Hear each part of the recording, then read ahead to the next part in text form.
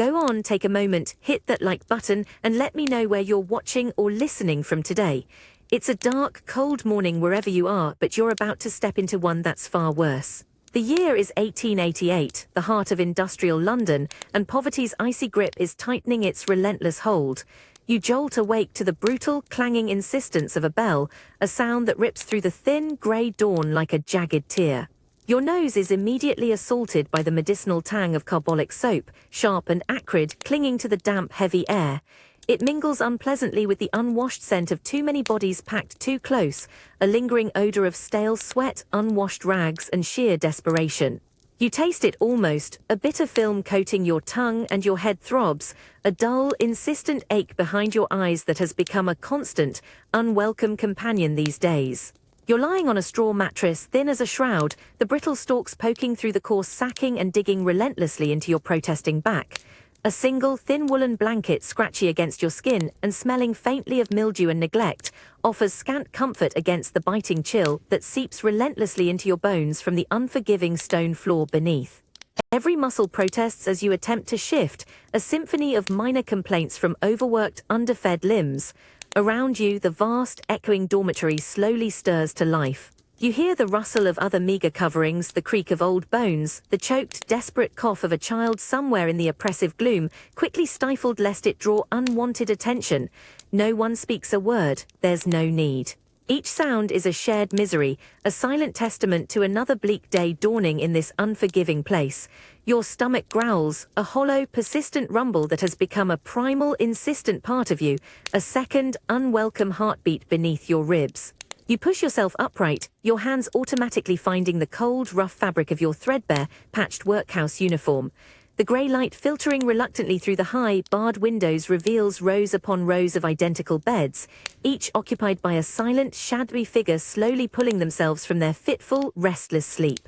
You see the gaunt faces, etched deeply with exhaustion and resignation, their eyes dull and sunken, but also sometimes holding a tiny spark, a flicker of something indefinable, perhaps defiance, perhaps just the sheer, stubborn will to endure another endless day in this grim, crushing existence. The bell clangs again, more insistent this time, its sound echoing harshly off the high ceilings, and a ripple of urgent, resigned movement sweeps through the room. There's a quiet, practiced urgency now, a collective shuffle towards the long, scrubbed wooden tables in the dormitory's center. You join the slow, stoic procession, your bare feet cold on the grimy flagstones, feeling every splinter and every cold grit beneath your soles. The air is heavy, not just with carbolic, but with the palpable, quiet desperation of those who have nothing left but their tired bodies to offer for a bowl of thin, watery gruel. You feel the collective weight of their silence, the unspoken understanding that binds you all in this bleak reality, a shared prison you cannot escape. You pick up a chipped enamel bowl, the metal cold and impersonal in your grasp, awaiting your meager, watery portion. Another day, another breath, another fight to simply be asterisk in this world that seems determined to forget you utterly. You're shoved forward, a brisk, indifferent hand guiding you into the next chamber. The air here is thick with a different sort of dread, tinged with musty documents and the metallic tang of cheap ink. A heavy oak door groans shut, echoing the finality of your entry. Ahead, a long, scrubbed wooden counter, behind which sits a gaunt official, his eyes cold behind wire-rimmed spectacles, a formidable ledger open before him. You feel an unsettling chill, a tightening in your gut. You watch the silent procession ahead. Each stops, receives a curt instruction, then shuffles on. No one speaks their name. The official simply consults a pre-printed list, crossing entries with a scratchy pen. When your turn arrives, you step up, your mouth dry. His gaze sweeps over you, impersonal and dismissive. There's no question, no inquiry. Instead, he gestures to a junior clerk who approaches with a small, rough wooden tag. On it, a stark black number. Your fingers instinctively twitch, but you offer no resistance as the scratchy string is looped around your neck. The tag rests against your collarbone, surprisingly heavy, a physical mark of your new, nameless state. You are no longer an individual. You are a mere designation, another unit for the endless machinery. You catch the resigned stare of the person behind you, then the hollow eyes of another already moving away, shoulders bowed under this quiet reduction. Your name, that echo of who you once were, feels utterly redundant. What does a name mean, you wonder, when you're just a number in a system that intends to slowly, deliberately erase every trace of you? It's a profound, chilling thought, this methodical stripping of self. The thin gruel, bland and lukewarm, slides down your throat, doing little to quiet the gnawing emptiness in your stomach. You swallow quickly, the rough texture of the oatmeal catching on your tongue. Around you, the scrape of spoons on metal bowls is the only sound, a synchronized, joyless rhythm in the vast, echoing refectory. You keep your gaze fixed on the chipped rim of your bowl, avoiding the faces of your fellow inmates. There's nothing to be gained in meeting their eyes, only a reflection of your own weary despair. A gaunt official, severe and unblinking, patrols the aisles between the long wooden tables, his heavy boots thudding a relentless cadence on the flagstones. His presence is a constant reminder of the rules, of the swift, disproportionate punishment for any deviation. Before you've even had a chance to fully scrape the last vestiges from your bowl, the bell rings again. Not the jarring wake-up clang, but a single, insistent peal that signals the end of this meager meal. It rips through the brief silence, a command that brooks no argument. Immediately, there's a collective scraping of chairs, a shuffling of feet. You stand, your joints stiff, the thin fabric of your uniform feeling inadequate against the perpetual chill that permeates these stone walls. The sense of urgency is palpable, a silent, unspoken whip driving everyone forward. You're funneled, a nameless current, out of the refectory and into a long, narrow corridor. The air here is colder, smelling faintly of damp stone and something vaguely metallic. Up ahead, you see the outlines of other groups, men and women being herded into separate, imposing doorways. Your assigned group moves towards the women's workroom, the heavy door already ajar, revealing a glimpse of endless tasks within. The sound of the bell still seems to echo in your ears, not as a memory, but as a living entity, an invisible hand pushing you from one appointed space to the next, never allowing you a moment of true respite or self-direction. You step across the threshold, and a different set of sounds immediately washes over you. The monotonous whirring of some unseen machinery, the rhythmic thud of mallets, the low murmur of hundreds of voices, hushed by the sheer weight of repetitive labor. The air is dustier here, thick with lint and the faint, cloying scent of cheap cloth. You feel the pull of the collective, the way each individual is subsumed into the larger, impersonal engine of the workhouse. Your own will feels diminished, a small flickering flame struggling against a gale. This constant, unyielding tyranny of the bell, this relentless march from one obligation to the next, it doesn't just dictate your actions. It slowly, methodically drains away your very capacity for independent thought. You are a body to be moved, hands to be set to task, and the bell is the shepherd, guiding you through an endless grey landscape of enforced labor. It's not just the hunger or the cold that grinds you down, but this absolute control over every minute, every breath. To lose autonomy is to lose a piece of your very self, day by grueling day. You step into the vast main workroom and the sheer scale of the place hits you. The ceiling soars impossibly high, lost in shadow, making you feel utterly insignificant. Long, narrow windows set high in the walls allow only slivers of weak morning light to pierce the gloom, illuminating dust, offering no view of the outside world. The air feels stagnant, heavy with trapped sighs, a quiet hum of resigned labor. The room stretches out an endless grid of tables and stools. Women, old and young, are already bent over tasks, sorting rags, fingers raw, sewing endless seams. The rhythmic scrape of a needle, the dull thud of a loom, a low, collective murmur, these are the only sounds. No chatter, no laughter, just the grim symphony of necessity. You are assigned a spot at a rough-hewn table, meant to blend in to become another cog. A stern supervisor patrols the aisles, her gaze sweeping over each worker. You feel her eyes not on you but on the asterisk space you occupy, ensuring you conform, ensuring you produce. It's a constant, passive surveillance, a silent pressure preventing any deviation, any slackening of effort. The room's layout feels deliberate, designed to prevent any sense of community. Straight lines, equidistant spacing, no personal belongings, all part of this meticulously crafted system. You are part of an endless, interchangeable pattern. The very architecture here isn't just shelter, it's a cage built with cold stone, rigid schedules, and the crushing weight of institutional control. It reminds you that your life is not your own. It belongs to this edifice, shaping your movements, your thoughts, your very existence. You feel the stark, cold ceramic of the bowl against your numb fingers. A long morning of monotonous rag sorting has left a dull ache in your back and a faint metallic scent on your hands. Now, in the refectory, you face the familiar gruel. It sits before you, a pale, insipid grey slurry, no inviting steam, no comforting aroma, just a faint, watery smell like damp ashes or old linen. You pick up the pewter spoon, heavy and cold, dipping it into the bland mass. The texture is thin, almost watery, yet still lumpy, sparse oats swimming forlornly in the grey liquid. You bring the spoon to your lips. The taste is precisely as expected, almost nothing at all. Neither sweet nor savoury, not hot nor cold enough to register. It's just sustenance, a lifeless taste that coats your tongue, leaving a faint, grainy film. You swallow, the gruel sliding down your throat, doing nothing to warm your core or quiet your stomach's persistent rumble. It simply fills a space, a temporary plug against the worst pangs of hunger. Around you, hundreds of other inmates eat with the same silent, mechanical efficiency. No one savours, no one speaks. You see a woman opposite, her eyes fixed on some distant point, spooning gruel with slow, deliberate rhythm, each mouthful a necessary penance. A young boy next to her chews his lip, his gaze dropping to the floor after each swallow, perhaps imagining something more. You feel a pang not of pity but of shared understanding. This isn't food that nourishes the soul or brings joy, it's merely fuel for another day of labour, just enough to keep you going, never enough to make you feel truly alive.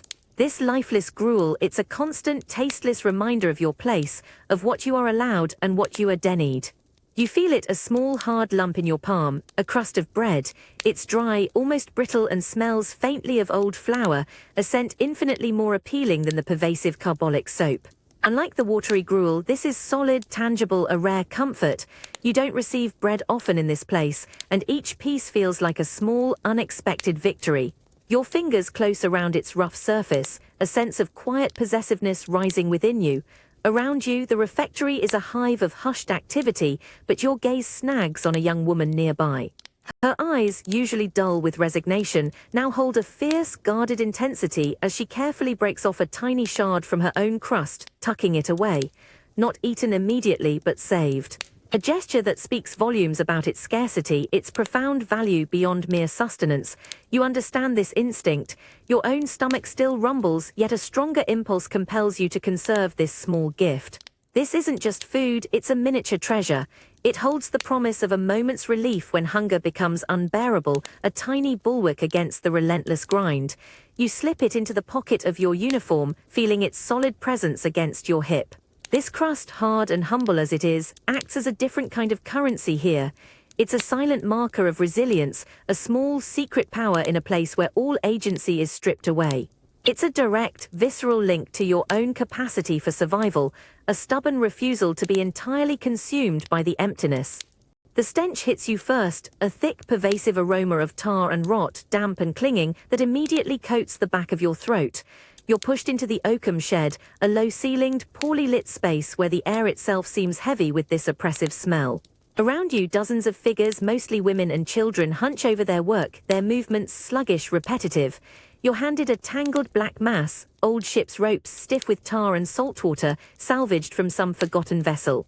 Your task is simple yet insidious. Pick apart every single fibre, separating the gritty, tarred strands of jute. You feel the rough, abrasive material immediately. Your fingernails, already broken and sore, snag on the coarse fibres as you attempt to untwist the tightly bound strands. It's an agony. Tiny splinters, almost invisible, embed themselves under your skin, 1,000 miniature needles pricking at your fingertips. The tar stains your hands, a greasy, stubborn black that clings to every crevice, no matter how hard you rub. Your fingers quickly ache, then throb, the joints stiffening with the cold and the relentless strain. You hear the ceaseless, scratchy sound of hundreds of other hands engaged in the exact same torment, a collective symphony of quiet suffering. A supervisor, a heavyset woman with a perpetually sour expression, patrols the narrow aisles. Her eyes miss nothing, her presence a constant heavy weight. You feel the unspoken command to keep working faster without pause, even as your muscles protest and your hands begin to bleed faintly beneath the grime. There's no respite, no moment to ease the burning pain. This isn't merely labor, it's a slow, deliberate grinding down of spirit, where every fiber picked feels like a piece of yourself, slowly, painstakingly being frayed and unraveled. And you wonder how much more can be taken before there's nothing left at all. The tar-stained ropes, cold and unyielding, continue to abrade your fingertips, but now something else begins to chafe. It's not just the grit under your nails or the perpetual ache in your shoulders from hunching over this thankless task. It's the sheer mind-numbing futility of it all. Each fiber you meticulously unpick, each strand you separate from the hardened mass feels utterly pointless. You're not building, not creating, not even repairing anything meaningful. You are simply unmaking, slowly, methodically reducing sturdy rope into a pile of gritty, useless fluff. The air, thick with the smell of old tar and the faint, sour odor of unwashed bodies, seems to press down on you, heavy with unspoken questions. What is the purpose of this endless, repetitive toil? You glance around at the other women, their faces a mixture of grim determination and vacant resignation. Some work with a desperate speed, as if outrunning an invisible whip. Others move with a terrifying slowness, their eyes glazed over, seemingly lost within the repetitive motion, as if their minds have simply abandoned their bodies to the task.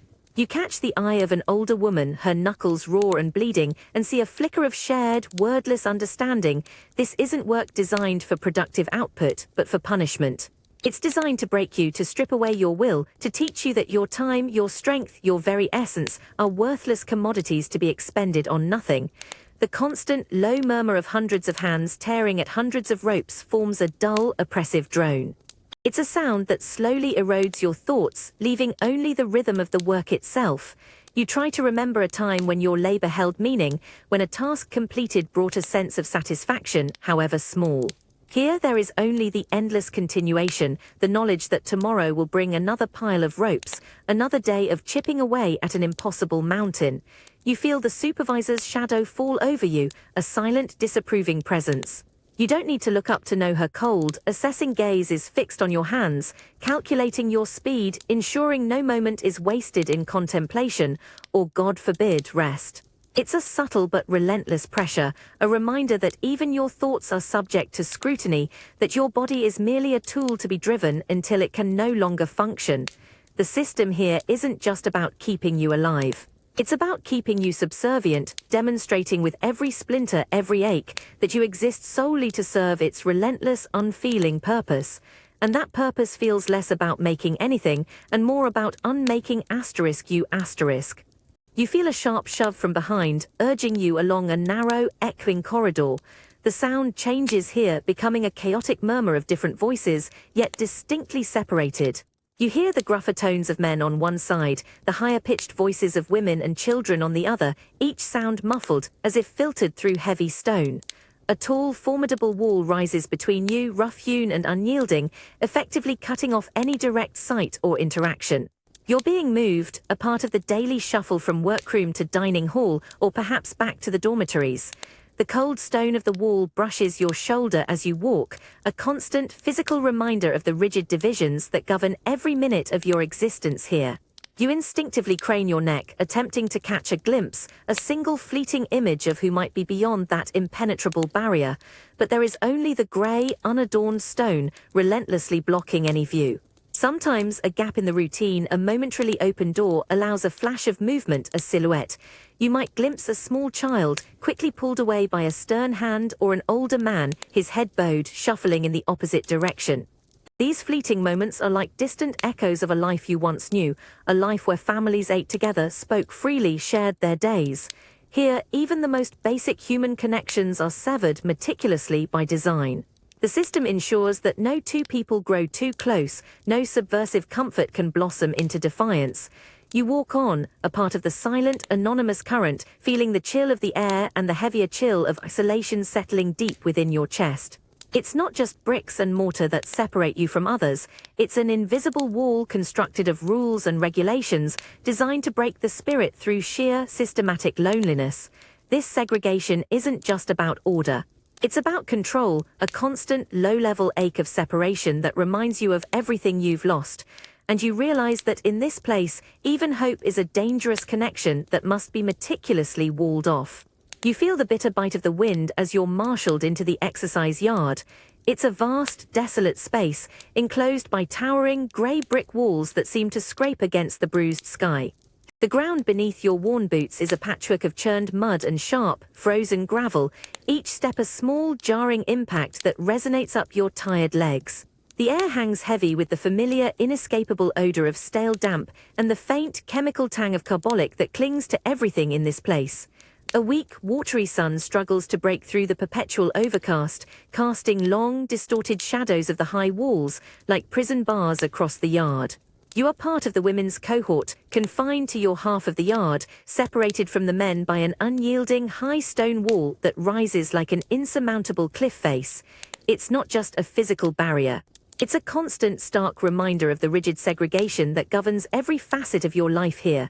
You've heard the faint sounds from the other side, sometimes a cough, occasionally the distant shuffle of feet or a gruff, muffled command, but rarely do you see anything beyond the oppressive grey stone. Today, however, is different. As you perform the perfunctory, monotonous task of walking in a circle, your gaze, unbidden, drifts towards a narrow, almost invisible gap between two particularly tall sections of the dividing wall, where perhaps a gate once stood, or where repairs were hastily made. For a fleeting moment, a sliver of the men's yard becomes visible, and then you see him. He's a man, thin and gaunt like everyone else, moving with the same resigned gait. His head is bowed, his shoulders slumped, but as he turns slightly, caught in the same rhythmic, circular motion as your own group, his eyes flick up. For a fraction of a second, his gaze meets yours across the barren expanse. It's a connection that electrifies the cold air between you, a jolt of recognition in a place designed to erase all individuality. You see weariness in his eyes, yes, and a profound, bone-deep sorrow, but also, for that brief, impossible moment, a flicker of something else. Something human, a shared understanding of despair, perhaps, or a silent acknowledgement of a common, unbearable burden. There's no smile, no overt gesture, only this profound, wordless exchange that cuts through the grime and the cold like a knife. The moment shatters as swiftly as it appeared. A stern-faced matron, her voice sharp and brittle as ice, barks a command from your side of the yard, her gaze sweeping over the women, her disapproval palpable.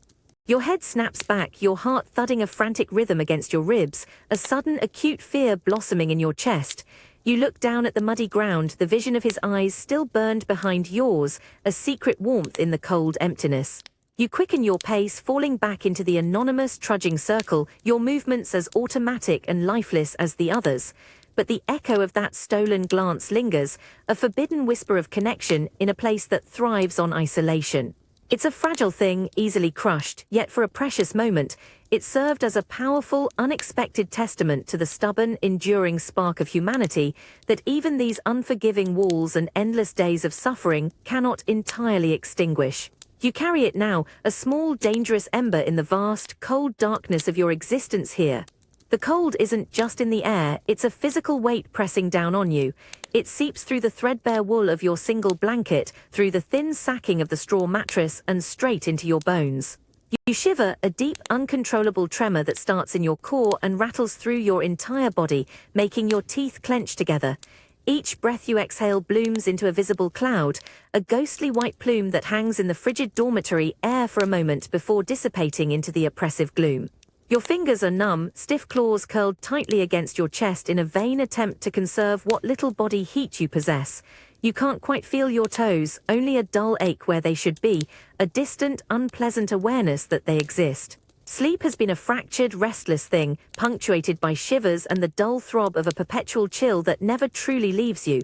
Even in the deepest hours of the night, the cold has been a constant, unwelcome companion, an insidious presence that whispers promises of pneumonia and worse. Around you, the vast, echoing dormitory is a symphony of quiet suffering. You hear the faint chattering of other teeth, a low, collective hum of discomfort. A child whimpers softly a few beds down, a sound quickly muffled, perhaps by a mother's desperate, cold hand. The straw beneath you rustles with every involuntary tremor, a dry, scratchy protest against the frigid conditions. The air itself tastes of cold and damp, a metallic tang on your tongue that makes you yearn for the distant memory of a roaring fire, or simply a room where warmth isn't a forgotten luxury. You pull the blanket tighter, uselessly, feeling the sharp, dry stalks of straw poke through the worn fabric. Your muscles are tense, knotted against the cold, and every movement feels like a monumental effort. You lie there, suspended in a state between sleep and miserable consciousness, watching your own breath puff out, a tiny, fragile sign of life in a space that feels utterly devoid of it. The darkness is thick, only marginally pierced by the faint, ghostly light of a distant gas lamp from the corridor, painting long, distorted shadows across the high walls. It's an unrelenting cold that doesn't just numb your extremities. It settles deep within your chest, a heavy leaden weight that seems to extinguish any lingering spark of inner warmth.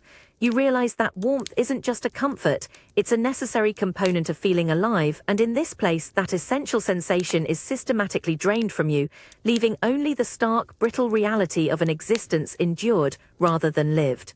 The cough starts small, a dry, rasping sound from somewhere across the vast, freezing dormitory. It's barely a ripple in the oppressive silence, but you feel your body tense, an instinctive clenching in your chest. Then another, closer this time, a harsher, wet sound that seems to tear from deep within someone's lungs. It's followed by a choked gasp, then another dry hack, and suddenly the silence is broken. Now they begin to pepper the darkness, a sporadic, harrowing chorus. A child's thin, wheezing cough quickly stifled by what you imagine is a protective, yet helpless hand. An old woman's guttural, hacking cough, sounding like a tree limb snapping in a gale. Each one echoes in the frigid air, bouncing off the high stone walls, carrying with it the invisible threat of contagion in this crowded, unhygienic space. You pull the rough blanket tighter around your chin, as if its flimsy weave could offer any barrier against the airborne menace. Your own throat feels tight, a nervous tickle beginning, and you try to breathe shallowly, carefully, hoping to avoid inhaling whatever sickness floats unseen in the icy air. The air itself seems to thicken with the sound, heavy with unspoken fear. You hear the restless shifting on straw mattresses, the faint rustle of inadequate coverings as other inmates also react, trying to escape the unseen enemy. No one speaks, no one lights a lamp, no one offers comfort. There's no help here, only a shared, silent understanding of the precariousness of life in this place, where a simple cough can quickly escalate into a death sentence. You listen to the relentless, uneven rhythm of the coughing, a staccato burst, then a long, drawn-out groan, then a rapid succession of short, sharp barks. It's a symphony of illness, a cruel lullaby that lulls you not to sleep, but to a heightened state of alert, where every new sound of struggle reminds you of your own vulnerability. You close your eyes, pressing your face into the rough, damp wool of the blanket, but the sounds penetrate even there. They are a constant, chilling reminder that you are utterly at the mercy of your environment, of the cold, the hunger, the lack of care, and now, the insidious spread of disease.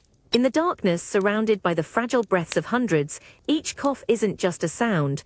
It's a terrifying drumbeat, measuring the slow, inevitable creep of illness through the dormitory, a grim testament to the silent, unseen battles fought every night in this house of despair. It makes you realize just how thin the veil between existence and oblivion truly is here, and how easily, how quietly it can be torn apart. A sudden hush falls over the workroom, so profound it almost hurts your ears after hours of the monotonous scraping and shuffling. You feel it before you see it, a collective intake of breath, a subtle stiffening in the shoulders of the women around you, a palpable wave of tension rippling through the rows of hunched figures. The air itself seems to grow heavier, colder. You instinctively stop your work, your tar-stained fingers pausing over the coarse oakum, your gaze drawn like everyone else's towards the main entrance. And there he is. Not a grand entrance, but a steady, deliberate stride that commands the space. The master. His heavy, dark silhouette first appears against the weak light from the corridor, lengthening, distorting as he moves further into the room, casting an oppressive shadow across the worn flagstones and up the peeling walls. He walks with a deliberate slowness, his boots thudding a measured, relentless cadence that echoes in the sudden quiet. Every eye is fixed on him, yet no one dares to meet his gaze directly. You feel your own heart begin a shallow, quick rhythm, a nervous flutter in your chest. His gaze sweeps over the room, an icy, unwavering scrutiny that seems to pierce through every inmate, every table, every corner. You feel his presence like a physical weight, a chill that seeps deeper than the cold stone walls. He doesn't speak, not yet, but his silence is more potent than any shout.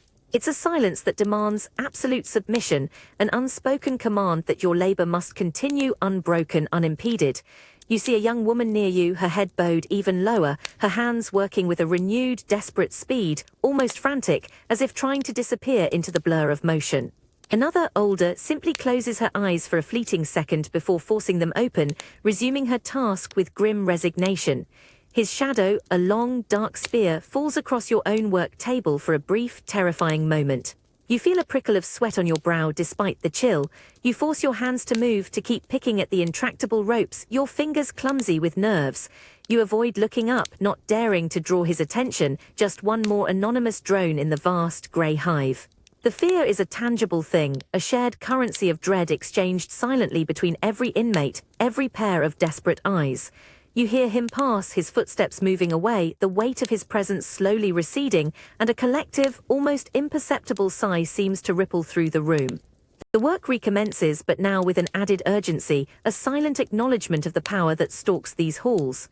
The fear he casts isn't just in his shadow, it's in the very air you breathe, a constant reminder of who truly holds sway in this wretched place, and how utterly powerless you are against it. A tense, fragile silence still clings to the workroom after the master's initial pass, thick as the tar in the oakum. You feel your own heart slowing from its frantic rhythm, your fingers, though still raw and aching, resuming their monotonous task with a renewed, almost desperate speed. The quiet hum of grudging labor begins to assert itself again, a thin veil over the lingering dread, but then his footsteps, which had seemed to fade, stop, abruptly. The sound is like a physical blow, reverberating through the heavy stillness. Every head which had tentatively lifted snaps back down, a collective instinct to disappear. You don't dare look up, but you feel the shift in the air, a colder current, a tightening of the collective breath around you. His shadow, you sense, is not moving away. Instead, it looms. You hear a sharp, quiet cough quickly stifled from a few tables away, a small, involuntary sound in the suffocating quiet. The master's boots thud once more, closer this time, then halt again. You feel his gaze not directly on you but sweeping the row, a predatory assessment of every hunched back and weary face. Then a low, controlled voice cutting through the silence like a shard of ice. Number 73, your blood runs cold. You don't know number 73, but you know the fear that name now carries. Every eye, including your own, remains glued to the work, but your ears strain, every nerve alert. There's a faint shuffle, a reluctant rising. You risk a fleeting glance from under your brow. A young woman, barely more than a girl, stands, her face pale, her hands clenching and unclenching at her sides. She hasn't spoken a word, hasn't done anything noticeable, yet she stands accused. The master gestures, a sharp, dismissive flick of his wrist. A supervisor immediately descends on the girl, her expression grim, her grip on the girl's arm surprisingly brutal. You see the girl flinch, her gaze wide with a dawning terror, but she offers no resistance, no argument. There is no appeal here. She is simply led away, her meager pile of oakum left unfinished, her stool empty. The door clangs shut behind them, a dull, heavy thud that seals her fate. The workroom remains silent for a long moment, the air thick with unspoken questions. What was her transgression? A glance, a sigh. A flicker of hope in her eyes that the master deemed unacceptable. No one knows, no one will ever know. That's the true sting of it, isn't it? The absolute, unchallengeable power that can pluck you from the anonymity of the ranks for no discernible reason and punish you without explanation. You return to your work, your hands moving stiffly, mechanically, but now the fear is a colder, more insidious thing. It's not just the fear of being seen, but the terror of being arbitrarily chosen. It's the crushing knowledge that your entire existence here, every breath, every painful beat of your heart, is utterly at the mercy of a whim. And against that, what resistance can a body offer?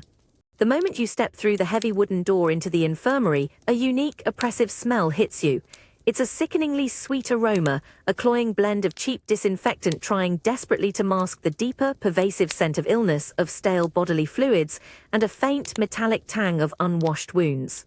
It's a scent that clings to the back of your throat, coating your tongue and stirring a deep, unsettling nausea in your gut. This isn't the familiar carbolic of the dormitories, this is the smell of a losing battle. The room is vast, even larger than the main dormitory, but strangely hushed. The relentless clamour of the workhouse seems distant, muffled by these thick walls. Instead, you hear a symphony of shallow, ragged breathing, punctuated by the occasional soft moan or a dry, desperate cough that sounds eerily familiar from your sleepless nights. Rows upon rows of narrow beds stretch out before you, each one occupied by a figure, still and pale, beneath thin, grey blankets. The weak light from high, grimy windows does little to dispel the gloom, instead casting a pallid glow over gaunt faces and sunken eyes. You see the sheer vulnerability of them, stripped bare of even the threadbare dignity of a uniform, reduced to frail bodies battling unseen enemies. You are not here as a patient, not yet, but as a temporary helper, pressed into service to carry a bucket of murky, cold water. The cold flagstones beneath your boots feel even more unforgiving here, and a shiver runs through you that has nothing to do with the temperature. You pass by a bed where a child lies, impossibly small, their chest rising and falling with a terrifyingly rapid, shallow rhythm. Your gaze drops to their hand, lying limp on the blanket, tiny and mottled with cold. A nurse, her face etched with exhaustion, moves with a weary efficiency between the beds, her movements precise, almost robotic, offering what little comfort she can with a spoon of thin broth or a damp cloth to a fevered brow. You feel a profound, chilling sense of your own fragility in this place, a stark realization of how easily you could become one of these silent, suffering forms. The air itself seems heavy with resignation, with unspoken prayers and the quiet despair of those too weak to protest. You try not to breathe too deeply, not to meet anyone's eyes, not to invite the sickness that hangs palpable in the air. Yet, as you carry the heavy bucket, you cannot escape the truth that echoes in every shallow gasp, every silent tear. The workhouse may break your spirit and your body, but the infirmary, this hushed, sickly sweet chamber, is where it finally takes your life slowly and without ceremony. Here, the finality of despair whispers from every bed, a grim testament to the ultimate cost of poverty. You feel the rough, damp texture of the thin sheet beneath your clammy skin. You're lying on one of the narrow infirmary beds now, a patient rather than a helper, though the precise reason for your admission remains a blurry confusion of aches and shivers. The air still carries that sweet, sickly scent of illness, but now it's more intimately present, a suffocating blanket rather than a distant cloud. Your head throbs, a dull, persistent drumbeat behind your eyes, and every bone in your body feels heavy, as if weighted with lead. Yet despite the pain, a strange, almost defiant sense of relief washes over you. No bell, no oakum, just this rough bed and the quiet, persistent hum of suffering all around. You manage to turn your head, the movement a slow, laborious effort, your neck stiff and aching. Your gaze sweeps across the other beds. Pale, gaunt faces, some still, some racked by a rasping cough, others simply staring blankly at the high, shadowed ceiling. But then you catch sight of something else. A pair of eyes, surprisingly bright and alert, belonging to a woman a few beds down. She's watching the nurse, not with the dull, passive observation of the truly sick, but with a subtle, calculating intensity. As the nurse moves away, her gaze flicks towards her neighbor, a flicker of something almost like triumph in her expression, before her eyes droop, and her breathing becomes exaggeratedly labored. You understand instantly. This infirmary, this anteroom to the grave, also represents the only true respite from the crushing labor of the workhouse. For some, it's a desperate gamble. Feign an illness, exaggerate a cough, cling to the margins of death's door just long enough to escape the brutal oakum shed or the monotonous washing. But the stakes are terrifyingly high, too well and you're sent back to toil, too convincingly ill and you might genuinely slip into the grasp of the reaper, joining the silent, still figures you've already seen wheeled out under shrouds. The nurse, a stoic figure moving between the beds with weary precision, seems to possess an almost supernatural ability to discern the truly afflicted from the desperate pretenders. You see her pause at one bed, her brow furrowed, a moment of silent, grim assessment. A hushed word, a slow nod, and a tiny spoon of broth is administered. At another, her lips thin, a flicker of exasperation in her tired eyes, and she simply moves on, leaving the patient to their feigned suffering, the message clear. Your charade is noted. You close your eyes, feeling the clammy chill against your skin, the internal battle raging. The desire for rest, for even a moment's freedom from the relentless demands, is a potent siren song.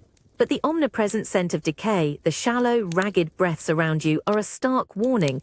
This isn't a sanctuary, it's a tightrope walk between a moment of fragile peace and the terrifying finality of the grave.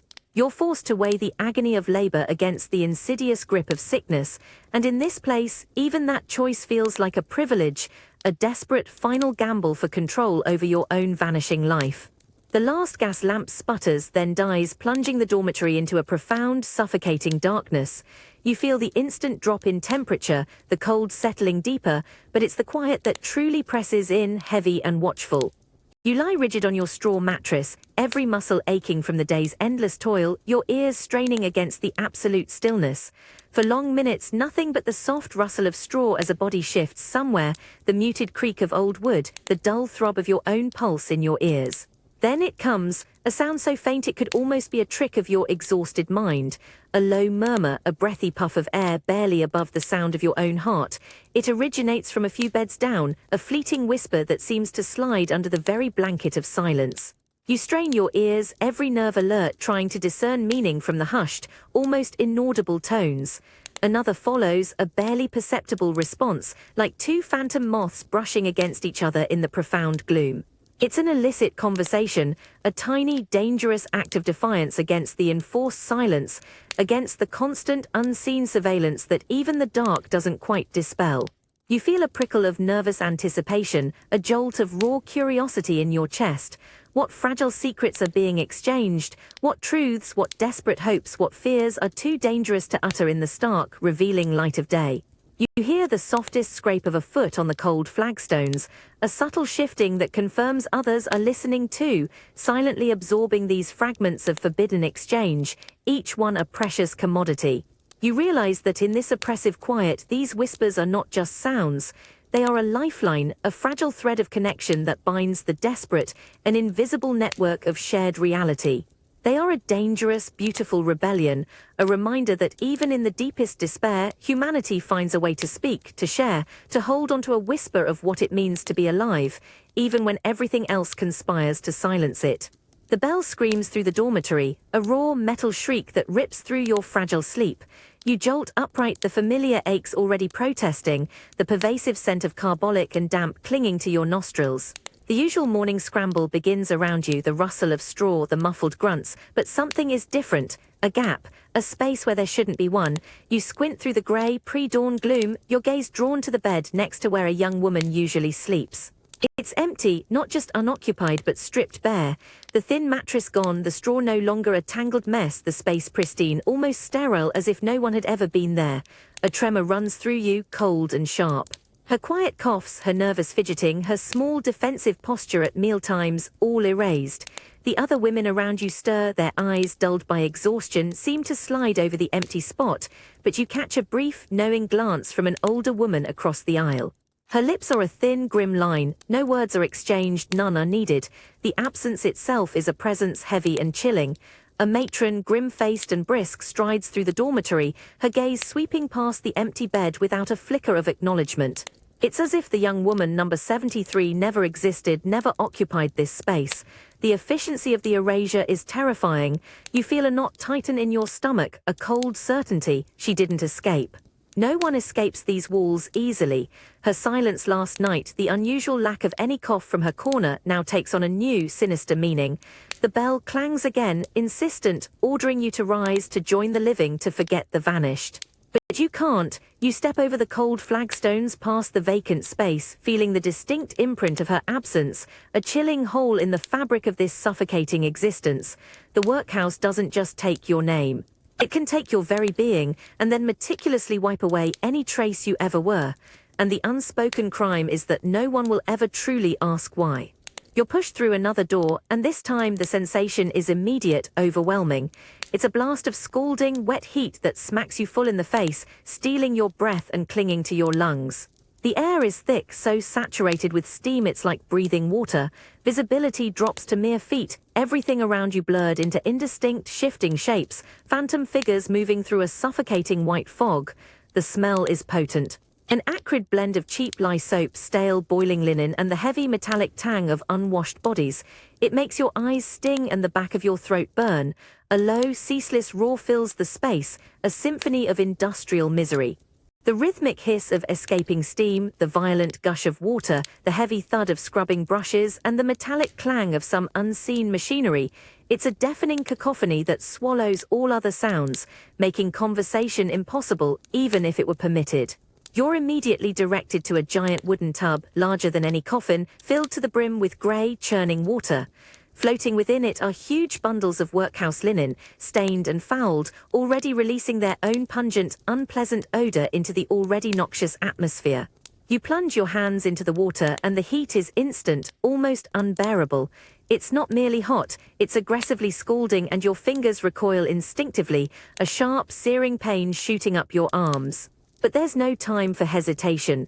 A supervisor, a squat woman whose face is perpetually flushed from the heat and her own exertion, stands nearby, a thick wooden paddle in her hand. Her eyes, sharp and unwavering despite the steam, fix on you, a silent command to get to work. You grit your teeth, forcing your hands back into the caustic brew. Your task is simple: scrub. You wrestle with a heavy sodden sheet, the rough fabric clinging to your raw skin, its weight immense when saturated. You rub the coarse linen against the corrugated washboard, a relentless back-breaking motion. Sweat streams down your face, stinging your eyes, plastering strands of hair to your temples. Your back protests, a dull, constant ache that radiates upwards from your lower spine. Your hands, already chapped and raw from the oakum, begin to burn, the lye eating away at your skin, leaving them red, fissured, and painfully tender.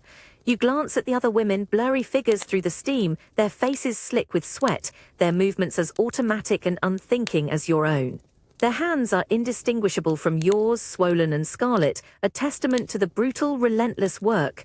Every breath is an effort, the air thick and heavy, each inhale feeling like it's singeing your throat. Here, the very air you breathe is a weapon, and your body, soaked in sweat and lye, becomes a furnace of unwilling labor. And in this scalding, choking environment, you learn that cleanliness comes at a terrible, aching cost to the very hands that provide it. Your hands are raw, burning from the lye and the incessant friction against the washboard, an angry crimson beneath the grime. The scalding water, perpetually churning a grey, bubbling cauldron, swirls around the heavy linen bundles, each piece seemingly heavier than the last, clinging to your fingers like cold, wet accusation. You grasp another sodden sheet, its coarse texture slimy with the accumulated filth of the city's unseen corners. It smells not merely of dirt, but of sickness, of sweat, of stale urine, of things best left unsaid and unseen. The air itself remains a choking white fog, thick with steam that sears your lungs with every desperate breath, blinding you momentarily as you heave and lift the sodden fabric, the pervasive stench intensifying with each weary motion. You rub and rub, your knuckles white, cracking with the effort, your shoulders screaming with the relentless strain of the back-breaking posture. The grey water in the tubs darkens further, becoming a thick, murky stew as the accumulated grime, the very essence of urban squalor, loosens its tenacious grip on the fabric. Black streaks run down the corrugated washboard, a grotesque testament to the sheer, stubborn filth you are removing, a physical manifestation of all the invisible dirt society casts aside. You press harder, grinding the coarse lye soap into the most stubborn stains, trying for a fleeting, morbid moment to imagine where this linen has been, whose bodies it has touched, what intimate, desperate stories it could tell of London's underbelly. It feels like you're scrubbing away not just physical dirt, but the very unspoken grime of the city itself, a vast, indifferent metropolis that thrives on the hidden, thankless labor of people just like you. The pile of unwashed linen seems truly endless, a perpetually replenished mountain of soiled fabric, a constant cycle of the city's detritus. As one heavy load is finally moved to the rinsing tubs, another, equally foul, is tipped into the boiling vats with a gurgling splash, the ceaseless thud and gush of water maintaining its relentless, unforgiving rhythm. Around you, other women, their faces slick with sweat and resignation, labor with the same robotic efficiency, their swollen, scarlet hands indistinguishable from your own. You are a small, anonymous cog in this vast, churning machine, an essential yet utterly unrecognized part of the mechanism that keeps the grand, polished facade of the city clean and respectable. No one will ever know the agony in your hands, blistered and burning, or the sweat that pours from your brow, yet this work is vital, unceasing, and brutally extractive. You look at your hands, red and fissured, raw from the lye, yet somehow, paradoxically, clinging to the faint, lingering smell of the very filth you are trying to erase. It's a strange, bitter irony. You are washing away the physical evidence of others' forgotten lives, their hidden sicknesses, their discarded messes, allowing them to remain pristine and oblivious to the true cost. And in doing so, you become a living, breathing testament to the dirt that society so conveniently chooses to ignore, absorbing it into your own being, a permanent stain that no amount of scrubbing can remove. It's a harsh truth that settles deep within you. Some must carry the weight of the city's forgotten filth, not just on their hands, but in their very souls, so others can pretend it doesn't exist at all. The price of their clean streets and pristine collars is paid here in the scalding, suffocating misery of the workhouse laundry, a silent, unseen sacrifice that continues day after day, year after year. You feel the unforgiving hardness of the wooden pew pressing against your aching back, a relentless discomfort that settles deep into your weary bones. The wood is cold, unyielding, and every slight shift of your exhausted body brings a fresh wave of protest from stiff muscles and overworked joints. The air in the chapel is equally cold, carrying a faint, musty scent of old dust and damp stone, with no hint of comforting incense or warmth. You are one of hundreds packed tightly into endless rows, all facing the same austere, unadorned altar. The weak grey light filtering through tall, narrow windows does little to brighten the gloom, instead casting long, static shadows that make the already solemn space feel even more oppressive. You catch glimpses of other faces around you, gaunt, drawn, etched with the same profound weariness that mirrors your own. No one meets your gaze, each person a silent island of misery, forced into this communal act of piety. From the pulpit, a voice drones on, a monotonous recitation of scripture, words that hold no solace, no comfort for the gnawing emptiness in your stomach or the persistent ache in your limbs. The sermon blends into a low, indistinct hum, a part of the chapel's oppressive atmosphere, as meaningless as the endless counting of threads or the scrubbing of a stain. You hear the occasional muffled cough, a shuffling of feet, the creak of wood under shifting weight, small involuntary sounds that break the forced silence, each a quiet rebellion against the rigid order. You try to focus, to find some meaning in the words, some flicker of hope in this place of supposed grace, but your mind is too weary, too consumed by the physical discomfort. Your attention drifts to the smooth, worn surface of the pew, polished by countless other bodies, by generations of forced prayer and quiet desperation. You trace a small, almost invisible splinter with your thumb, feeling its rough edge. This isn't a place of spiritual awakening. It's just another chamber of the workhouse, another imposition on your already broken spirit, designed to remind you of your supposed moral failings, even in the house of God. The hard wood beneath you, the cold air, the droning voice, it's all part of the same relentless, unfeeling machine. You realize that in this chapel, faith feels less like a comfort and more like another chore, another form of endurance. Your prayers, if they come at all, are silent pleas for simple warmth, for food, for an end to the ceaseless, crushing weight of existence, not for any distant, abstract salvation. It's a bitter truth. Even here, where hope should reside, you find only the cold, hard reality of your continued suffering. The preacher's booming baritone slices through the chapel's cold air, each word a sharp judgment. You feel it less as salvation and more as a fresh lash across your aching spirit. He speaks of sin, of vice, of the righteous path, his words hammering home the implicit accusation that your presence here in this house of despair is a direct consequence of your own moral failings. The hard wood of the pew grinds into your back, each syllable a reminder of your supposed unworthiness, a dull echo of the master's cold gaze. You watch his gestures, a sweeping hand towards the high ceiling, a pointed finger aimed at the congregation. His eyes glide over the rows of gaunt faces, never connecting, never betraying a flicker of understanding for the grinding reality of your existence. He doesn't see raw hands or sunken eyes, he sees only souls in need of chastisement. His sermon offers a heavenly reward for earthly suffering, but simultaneously condemns your presence in that suffering, turning your poverty into a mark of sin. Around you, the other inmates respond with a uniform stillness. No fervent nods, no whispered amens, just stoic endurance. You catch a fleeting glimpse of an old woman, her face a mask of profound weariness, her gaze fixed on some distant point beyond the preacher, beyond these walls. She's not listening for redemption, she's merely waiting for the bell that will release her back to work or cold sleep. The words wash over you, a torrent of righteous indignation and distant promises. You feel a slow burn deep in your chest. How easy for him, safe in his pulpit in his fine robes, to speak of salvation when your body screams for bread, for warmth, for peace. His sermon isn't for the damned. It's a cruel justification for your suffering, a performance of power, and you realize that even here spiritual comfort is denied to those deemed unworthy. The rasping sound of brushes on hard stone floors has momentarily ceased, replaced by the low, continuous drone of the master's voice from some distant office. You're in a narrow, unheated corridor, tasked with sweeping, and the air, usually thick with dust and the pervasive carbolic scent, now holds a fragile, strained quiet. Your broom, a rough bundle of bristles, pauses in your hand, its coarse touch a familiar discomfort. Then you hear it, a faint, almost ethereal sound carried on the damp, cold air, a light, bubbling laughter, unmistakably a child's. It's high-pitched, innocent and utterly out of place, like a splash of bright color in a world painted in endless shades of gray. You freeze, your heart giving a strange, uncomfortable lurch in your chest. Laughter, true, unforced joy, is a sound you haven't heard within these walls since you can't remember. Your head tilts, instinctively trying to pinpoint the source. It seems to drift from somewhere deeper within the building, perhaps near the segregated children's quarters or an unused wing. The sound is ephemeral, barely there, yet sharp enough to prick at your weary mind, like a forgotten memory resurfacing. You feel a sudden, intense yearning, a hollow ache for a world where such sounds were commonplace, a stark contrast to the grim silence that usually reigns here. The laughter fades, almost swallowed by the building's heavy stillness, leaving behind only the echo in your mind. You glance around. Another inmate, an older woman with hands gnarled from years of labor, continues her task of scrubbing a wall, her back to you.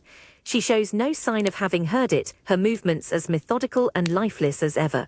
Was it merely your imagination, a cruel trick of a mind starved of simple joy, or a ghost, a remnant of happier times haunting the very bricks that imprison you? The fleeting sound leaves a strange chill, not of fear but of profound sadness, a sharp reminder of the boundless, vibrant spirit of childhood, systematically crushed and silenced within these unforgiving walls. To hear such laughter here, even as a phantom, is a poignant, almost painful testament to all that has been irrevocably lost. You feel a sharp, biting draft as you're directed through an open archway, leaving the dim corridor behind. The air here is colder still, carrying a faint, musty scent of coal dust and damp earth. Your gaze immediately falls upon them.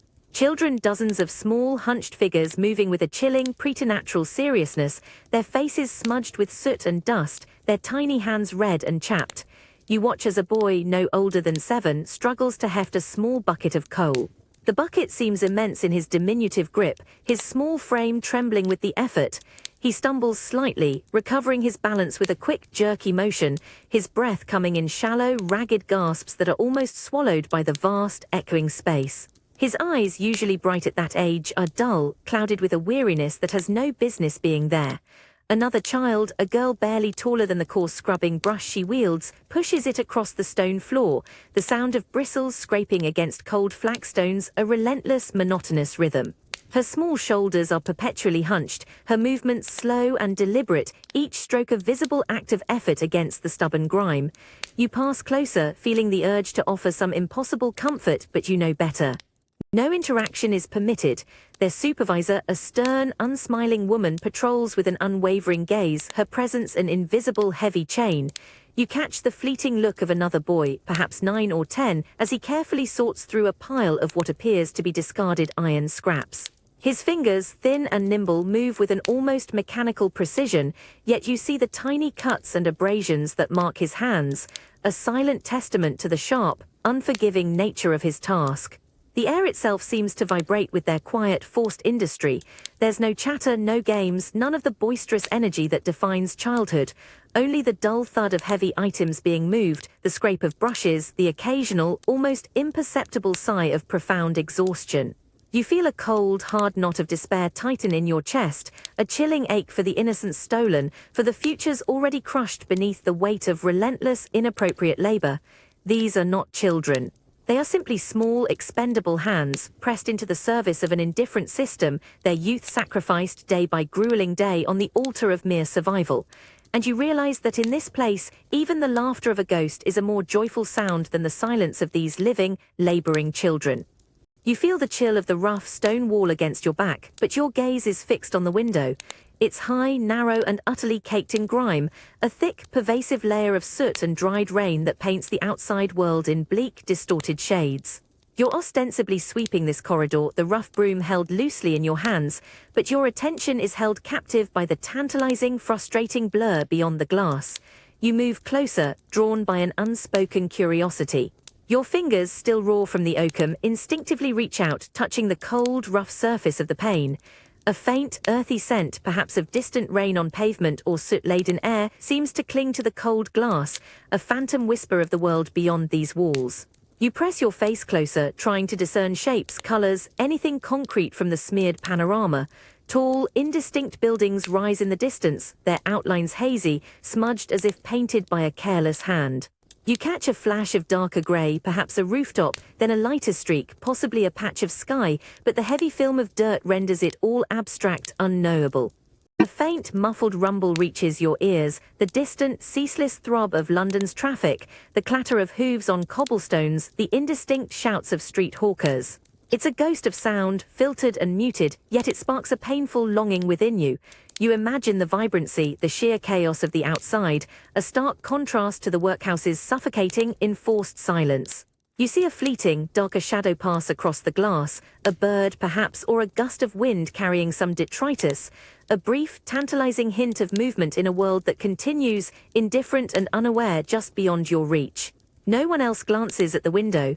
The other inmates in the corridor continue their assigned tasks, their heads bowed, their focus fixed on the grime within these walls, not the obscured world outside.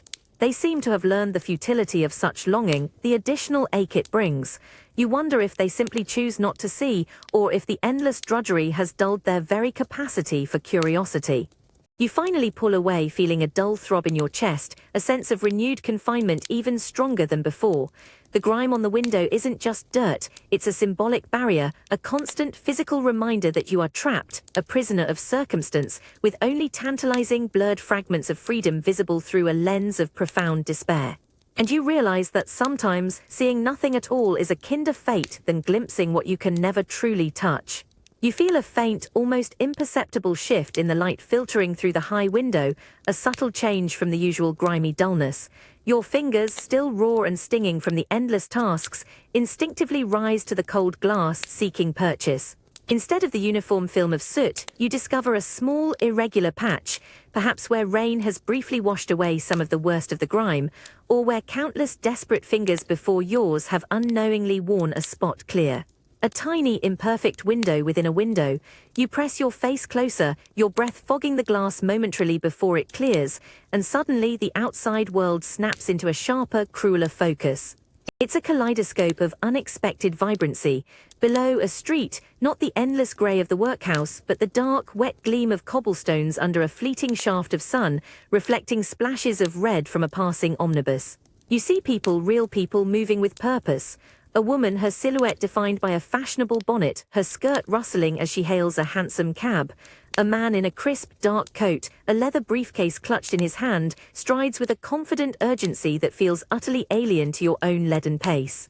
A faint, almost forgotten scent wafts to you through some invisible crack, perhaps the sweet, cloying aroma of roasting chestnuts, or the sharp, metallic tang of a passing steam engine, mingled with the earthy scent of horse manure. It's an intoxicating cocktail of freedom and commerce, a sharp contrast to the stale carbolic air that perpetually fills your lungs. You hear it too, faint but distinct. The rhythmic clip-clop of hooves, the distant melodic cries of a street vendor, a snatch of laughter, bright and unburdened, floating up from the bustling street below. It's a symphony of a life you once knew, a world bustling with its own worries, its own joys, entirely oblivious to your silent, walled-off despair. Your gaze lingers on a brightly lit shop window across the street, its glass gleaming. You can't quite make out the display, but the very thought of abundance, of choice, of things bought and sold without question, feels like a punch to the gut. This isn't just a street scene, it's a living, breathing tableau of everything you've lost: purpose, connection, the simple dignity of belonging. The contrast is so stark, so brutal, it almost makes you want to turn away, to retreat back into the comfortable numbness of the workhouse's internal gloom. But you don't. You cling to the small, clear patch, absorbing every detail, every fleeting movement, a silent witness to a vibrant, indifferent world that continues to spin beyond your reach. It's a painful, exquisite torture, this glimpse, a vivid reminder of a life that feels both impossibly close and eternally distant. And you realize that the most profound despair isn't just in the hunger or the cold, but in the memory of warmth, the echo of laughter, the ghost of a world you once inhabited, now forever lost beyond a pane of glass and a wall of grime. The sound hits you first, a deafening crack that reverberates through the ground beneath your worn boots, sending a jarring tremor up your legs. It's the relentless strike of heavy iron on solid rock, the brutal rhythm of the stone-breaking shed. The air here is cold, thick with gritty dust that coats your tongue, mingling with the metallic tang of sweat. Before you, a stubborn pile of jagged stones. A heavy hammer is thrust into your hand, its cold iron a shock against your palm. Your task: reduce this flint into gravel. You lift the hammer, muscles protesting, and bring it down. The impact is a violent shockwave, jarring your shoulders, sending a dull ache up your arms. The stone resists. You strike again, relentless, desperate to find its weak point. Your hands quickly grow numb, then ache, skin raw against the handle. Dust blurs your grim vision. Around you, other figures hunch. Their hammers rise and fall in a ceaseless choreography. Faces smudged, eyes narrowed, movements heavy with exhaustion. The pulverizing chorus of strikes fills the air, human labor against unforgiving stone. A foreman patrols, his unblinking gaze an oppressive weight, ensuring no arm falters. Each shockwave vibrates through your very being. This isn't just pain, but mind-numbing repetition, reducing solid permanence into fragments, grinding you down. You wonder, as rock shatters, if it's merely the stone breaking or something far more essential within yourself. The jarring shock of iron on flint becomes a constant, sickening thrum in your skull. Your hands, blistered and numb, move with a dreadful autonomy, lifting the heavy hammer, bringing it down again and again, each impact a dull echo of the last. The air, thick with fine grey dust, coats your tongue, drying your throat with every gasping breath. Your shoulders scream with the strain, a dull, pervasive ache that settles deep into your bones, refusing to yield. The rhythm is hypnotic, a relentless beat that slowly, methodically empties your mind of all but the task. You are not thinking, you are merely hitting. The jagged edges of the unyielding stone feel like extensions of your own fragmented will, each piece chipped away a piece of your resolve. You watch the stone fracture, tiny shards flying, a miniature explosion of defiance against your efforts, before finally yielding, crumbling into smaller, more manageable pieces. The metallic ring of hammers against flint, a ceaseless, brutal chorus, fills the shed, an unrelenting soundtrack to your slow diminishment. You see the foreman's heavy boots pause nearby, his shadow falling across a fellow inmate, a gaunt, older man. The man's movements falter for a moment, his arm visibly trembling, then he forces a desperate surge of effort, his hammer striking with renewed, frantic energy. A silent warning, a stark reminder. No one here is allowed to break, not truly, until their body gives out completely. You taste the grit of stone in your mouth, feel the vibration up your arms, the relentless impact numbing your wrists. This isn't just about breaking stone to build something, it's about breaking spirit, about reducing human potential to dust. You wonder if, by the time these stones are finally crushed into gravel, anything of yourself will remain unpulverized, or if you too will simply be another heap of broken fragments, swept away by the indifferent currents of despair. The rhythmic scrape of your oakum picking against the coarse strands of rope has settled into a dull, hypnotic drone, a constant companion to your aching fingers. The air, thick with the pervasive scent of tar and fine, gritty dust, feels heavy and still, pressing down on every laboring soul. Suddenly, a sharper sound cuts through the monotonous hum, pulling your attention like a tug on a fragile thread. The heavy, protesting creak of the main door to the workroom, a sound rarely heard during the relentless working hours. All around you, hands instinctively falter, movements momentarily suspended in a collective, almost imperceptible pause. Heads, though still bowed, subtly shift, their focus irrevocably drawn to the sudden interruption, a flicker of something, perhaps curiosity, perhaps dread, passing through the weary rows. A matron, her face a mask of cold indifference, shoves a figure through the gaping doorway. It's a young woman, perhaps only a few years older than yourself, yet her presence feels utterly alien to this grim, grey landscape. What strikes you first, a sharp, almost painful contrast, are the clothes she still wears. Not the coarse, grey, identical uniform of the workhouse, but a dark, if plain, dress clearly from the outside world. It's visibly dirty, yes, and somewhat dishevelled, crumpled as if she's slept in it for days, but it stubbornly carries the faint, evocative scent of the streets. A complex mixture of damp pavement, bitter coal smoke, and something fleetingly sweet, perhaps a forgotten flower or a distant memory of a bakery. It's a fragrance that pricks at your own dulled senses, a painful whisper of a life you once knew. Her eyes, unnervingly wide and shockingly bright in her pale, bewildered face, dart around the vast, oppressive room, taking in the endless rows of bent backs, the grim tableau of ceaseless, repetitive labor. There's a raw, unmasked terror in her gaze, a desperate confusion that hasn't yet been dulled, hasn't yet been crushed by the workhouse's relentless, soul-destroying rhythm. You see her thin fingers clutch a small, worn shawl to her chest, a gesture of pathetic defiance against the biting cold, and the cold, unfeeling stare of the matron. The faint tremor in her lips, the way her shoulders are drawn tight, as if she's trying to shrink from the sheer, suffocating weight of this new, horrifying reality, is painfully clear even from your distance. Around you, the other women offer only quick, furtive glances, their eyes flicking up for the briefest moment before dropping back to their work. No open stares, lest they draw the matron's swift, dispassionate ire. Yet in those brief, stolen moments of shared observation, you perceive a collective, silent assessment passing through the rows. Is it pity, resignation, or simply a grim, shared understanding of the brutal path she is about to walk, a path each of them has already endured?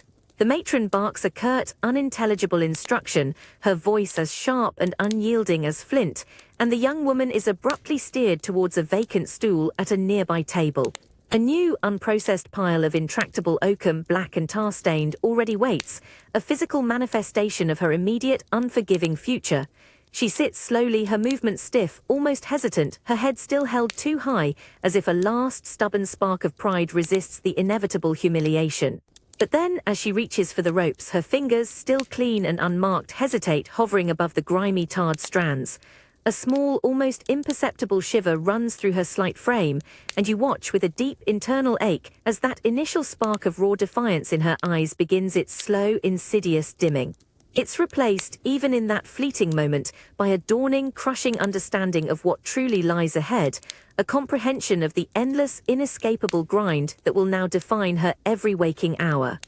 The workroom hums with its grim, familiar rhythm, but your gaze keeps drifting. It's drawn, almost against your will, to the new arrival, number 73, sitting a few tables away. She started her task, her fingers, though still unscarred, moving clumsily over the tarred ropes. The scent of her dark dress, though fading, is still present, a faint, almost floral undertone beneath the harsh carbolic, a phantom whisper of a life beyond these walls. You find yourself subtly inhaling, trying to decipher its elusive message, a painful reminder of a world you once knew. Her dark dress, once respectable, now clings to her in rumpled folds, visibly stained with streaks of mud and something darker, a faint, almost rust-colored smear near the hem that sends a chilling prickle down your spine. It's not the uniform grime of the workhouse, but a fresh, specific kind of defilement. Your eyes follow the line of the fabric, searching for further tells. A single button is missing from her cuff, leaving a small, empty thread hole. The hem, despite the mud, is neatly sewn, hinting at a careful hand, perhaps her own, that once maintained it. Her boots, though scuffed, still bear the faint, lingering shine of a polish, not the dull, caked mud of the streets you've grown accustomed to.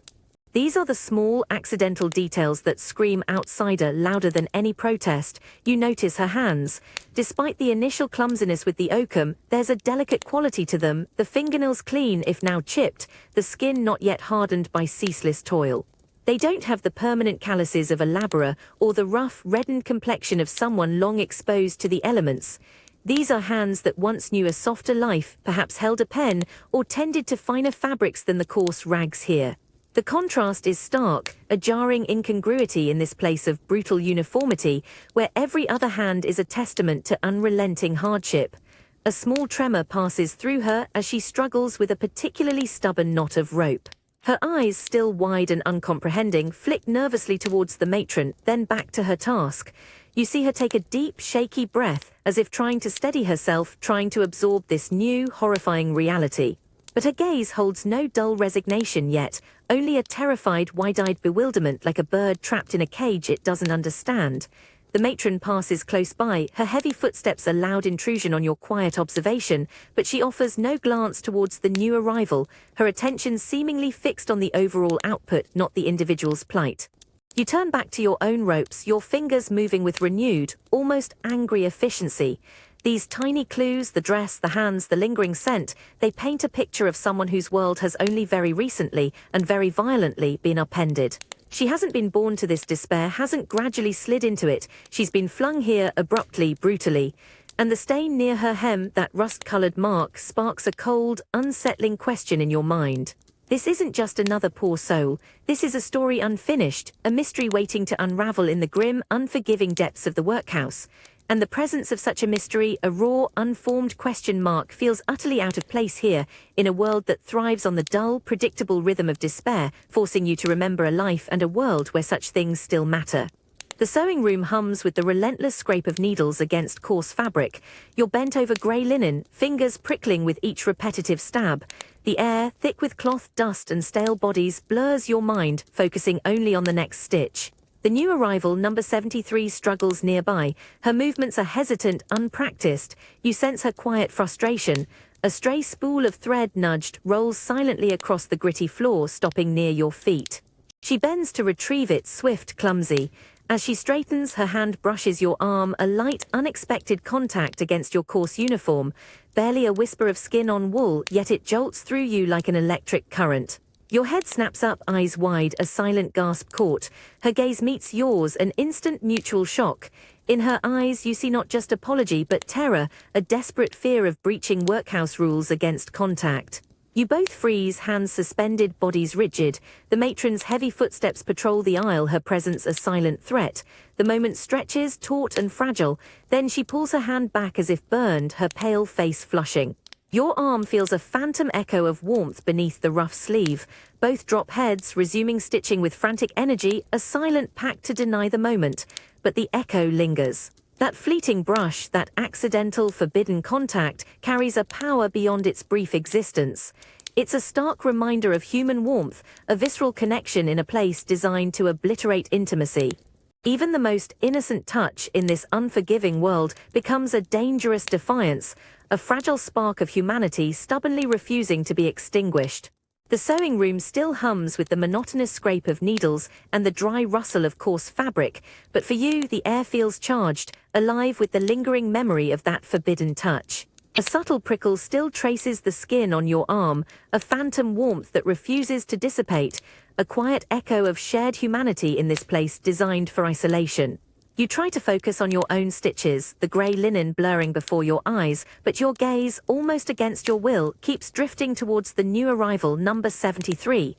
She's struggling visibly. Her small, unaccustomed fingers fumble with the rough thread, pulling it too tight, then letting it snag. A knot, stubborn and defiant, forms on her needle, tangling the coarse fibre into an unsightly mess that would surely draw the matron's sharp eye and an even sharper reprimand. You feel a pang, a recognition of your own early days here, the brutal learning curve, the constant fear of making a mistake that could lead to a loss of the meagre gruel, or worse. The matron, a formidable shadow, stalks the far end of the room, her heavy footsteps a slow, deliberate drumbeat against the flagstones, her gaze sweeping over the rows with unnerving precision. She hasn't reached your section yet, but she will, soon. A sudden, desperate impulse seizes you, against every instinct for self-preservation, against every unspoken rule of this dehumanizing place you decide. You wait for the matron to turn her back, her focus momentarily diverted to a sluggish worker near the window. In that fleeting, perilous window of opportunity, you lean forward just a fraction. Your hand, calloused and stained, moves quickly, almost imperceptibly, hovering over number 73's trembling fingers. You don't speak, you don't even make eye contact. Instead, with a gentle yet firm pressure, you guide her thumb, showing her the exact, precise motion needed to loosen the knot, to untangle the thread to free her needle. It's a silent lesson conveyed in a fraction of a second, an unspoken act of defiance. She flinches, a quick startled movement, her breath catching in her throat.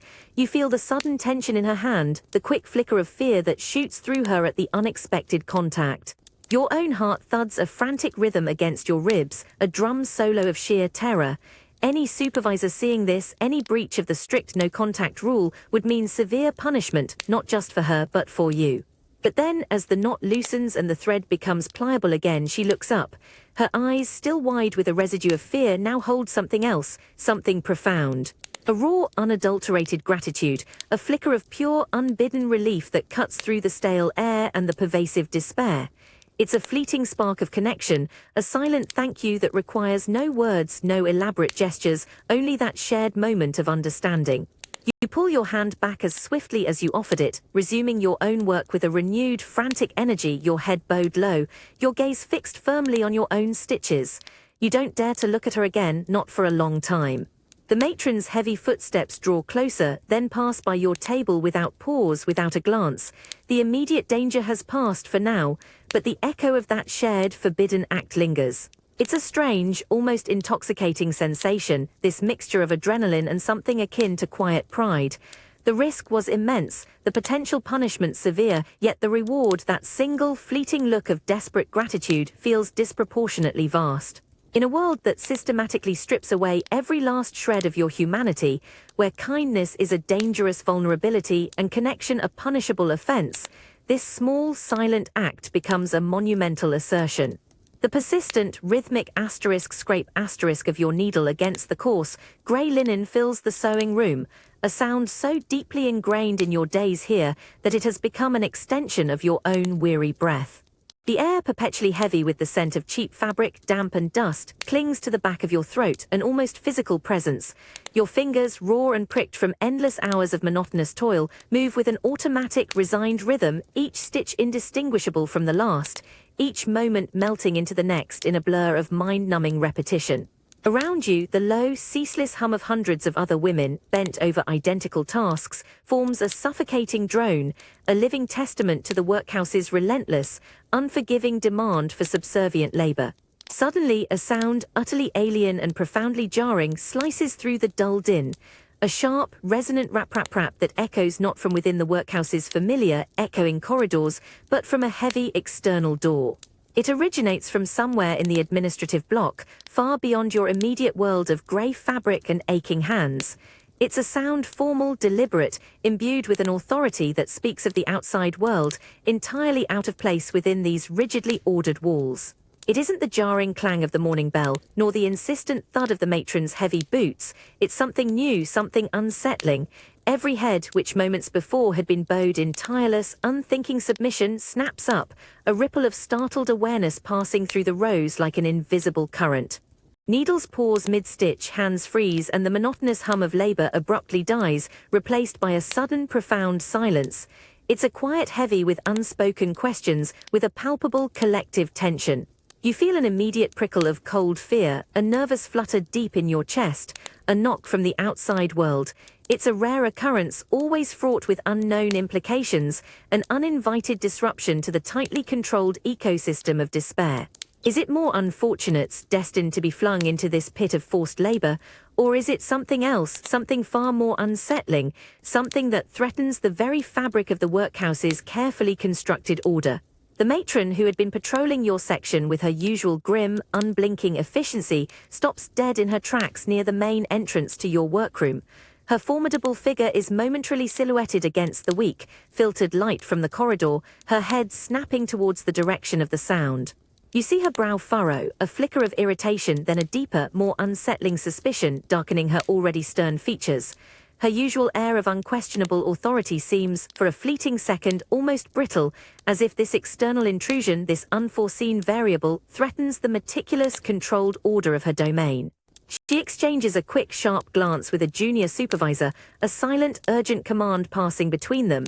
Then she turns and strides purposefully towards the distant administrative wing, her heavy boots now thudding a more urgent, less rhythmic beat than usual, the sound of her departure fading quickly into the vast, cold stone. The silence she leaves behind is even more potent, charged with a strange, unnerving blend of dread and an illicit, dangerous curiosity. No one dares to speak, no one dares to move more than absolutely necessary, yet every eye, including yours, remains fixed on the now empty doorway, straining to hear, to understand the meaning of this abrupt external contact. The work recommences, slowly, hesitantly, a fragmented, watchful scrape replacing the previous drone. Each stitch now carries a new weight, each moment a tense anticipation of what this disturbance might bring. You realize that this unexpected sound, this potent disruption from beyond the walls, isn't just a mere knock at a door. The forced quiet in the sewing room stretches, brittle and thin after the matron's departure. Every scrape of a needle feels unnaturally loud, every shuffle of feet a jarring intrusion. Your fingers, still aching from endless hours of monotonous toil, move with a deliberate, almost desperate slowness over the coarse linen. All around, heads remain bowed, but you feel the collective tension, a taut wire stretched between hundreds of watchful, unseeing eyes. The air itself seems to thicken with unspoken questions, with a nervous anticipation of what this rare disruption from the outside might bring. Then muffled footsteps, not the matron's familiar heavy tread alone, but accompanied by a lighter, firmer stride, one that speaks of confidence, of purpose, entirely alien to these hallowed halls of despair.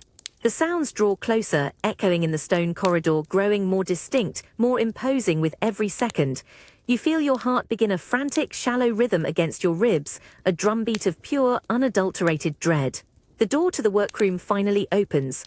The matron stands framed in the doorway, her face a rigid mask of thinly veiled annoyance, her lips pressed into a harsh, uncompromising line. Beside her, a man.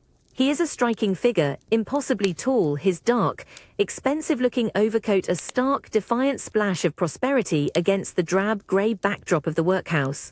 His boots gleam free of the pervasive grime, and his hands, gloved in soft leather, hold a small, neatly bound notebook. But it's his eyes that truly pierce the gloom, sharp, intelligent, and unsettlingly direct, sweeping over the rows of bent backs with an intensity that seems to miss nothing, absorbing everything. He is utterly, dangerously out of place. He steps forward a single, deliberate pace, and the matron reluctantly follows. The silence in the room deepens, becoming almost suffocating, as if every soul holds its breath. Then he speaks. His voice is deep, clear, carrying an undeniable authority that cuts through the heavy air like a sharpened blade. "I am looking for a young woman," he begins, his gaze fixed on the matron, but his words echoing through the entire room. Newly admitted, dark hair, light eyes, and a faint scar perhaps just above her left eyebrow. Do you know her? The question hangs in the air, a shocking, audacious intrusion into the workhouse's carefully constructed world of anonymity and silence. You feel a profound, visceral jolt, a sudden, cold prickle of fear, but also, surprisingly, a flicker of something else, a dangerous, forbidden surge of curiosity, of almost hope. The matron's face tightens further, her eyes narrowing imperceptibly, a silent battle of wills playing out in the tense quiet. Around you, no one moves, no one offers a glance, but you feel the ripple of unspoken knowledge, the collective awareness of whom he speaks. The young woman, number 73, the one who arrived with the mud on her dress, the one whose hand you briefly touched, the one who simply vanished. The question isn't just a query.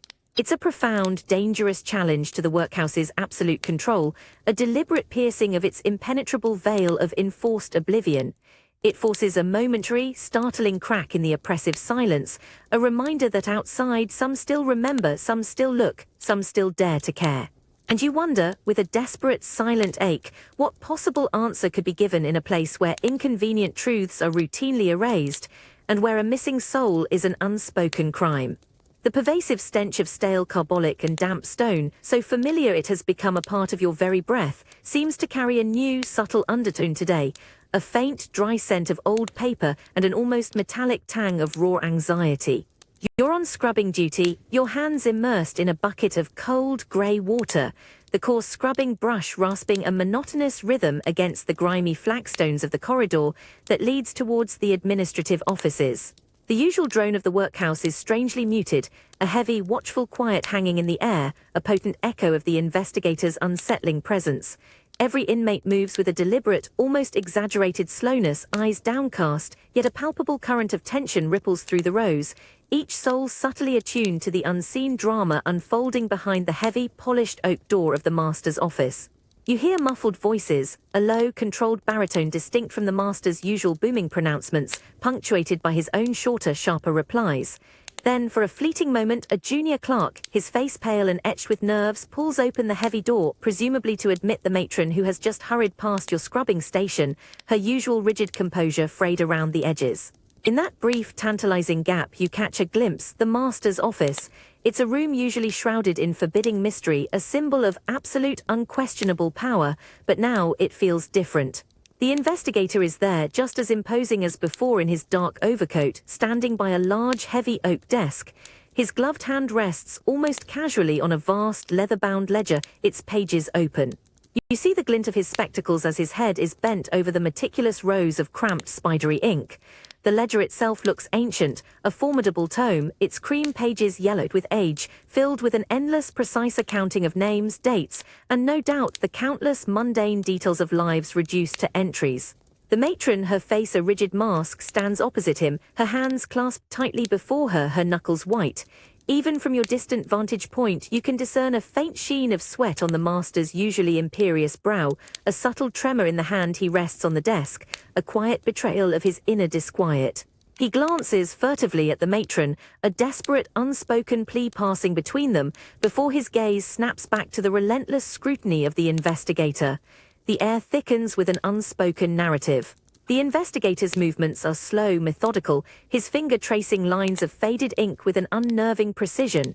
You hear the faint, dry rustle of a page being turned, a sound that in this charged silence feels as loud as a thunderclap. Every turn of a page, every pause, every shift of his weight seems to draw a tighter, more invisible knot of apprehension around the matron and the master, and by extension, around every inmate in this watchful workhouse. You understand instinctively that this ledger isn't just a book of accounts, It's a repository of hidden truths, of forgotten histories, and perhaps of convenient omissions. It is a physical manifestation of the institution's careful, deliberate control, now being systematically unpicked. You return to your scrubbing, the rough bristles scratching against the cold stone, a futile attempt to make yourself invisible, to distance yourself from the profound, unsettling questions now hanging in the air. But the image of that open ledger of the investigator's unwavering gaze is burned into your mind. You feel a prickle of dangerous hope, a terrifying notion that perhaps, just perhaps, the rigid, impenetrable walls of this place might finally be breached, not by force, but by the slow, methodical unraveling of paper and ink. The pervasive stench of stale carbolic and damp stone, so familiar it has become a part of your very breath, seems to carry a new, subtle undertone today, a faint, dry scent of old paper and an almost metallic tang of raw anxiety. You're on scrubbing duty, your hands immersed in a bucket of cold, grey water, the coarse scrubbing brush rasping a monotonous rhythm against the grimy flagstones of the corridor that leads towards the administrative offices. The usual drone of the workhouse is strangely muted, a heavy, watchful quiet hanging in the air, a potent echo of the investigator's unsettling presence. Every inmate moves with a deliberate, almost exaggerated slowness, eyes downcast, yet a palpable current of tension ripples through the rows, each soul subtly attuned to the unseen drama unfolding behind the heavy, polished oak door of the master's office. You hear muffled voices, a low, controlled baritone distinct from the master's usual booming pronouncements, punctuated by his own shorter, sharper replies. Then, for a fleeting moment, a junior clerk, his face pale and etched with nerves, pulls open the heavy door, presumably to admit the matron who has just hurried past your scrubbing station, her usual rigid composure frayed around the edges. In that brief, tantalizing gap, you catch a glimpse, the master's office. It's a room usually shrouded in forbidding mystery, a symbol of absolute, unquestionable power, but now it feels different. The investigator is there, just as imposing as before in his dark overcoat, standing by a large, heavy oak desk. His gloved hand rests almost casually on a vast, leather-bound ledger, its pages open. You see the glint of his spectacles as his head is bent over the meticulous rows of cramped, spidery ink.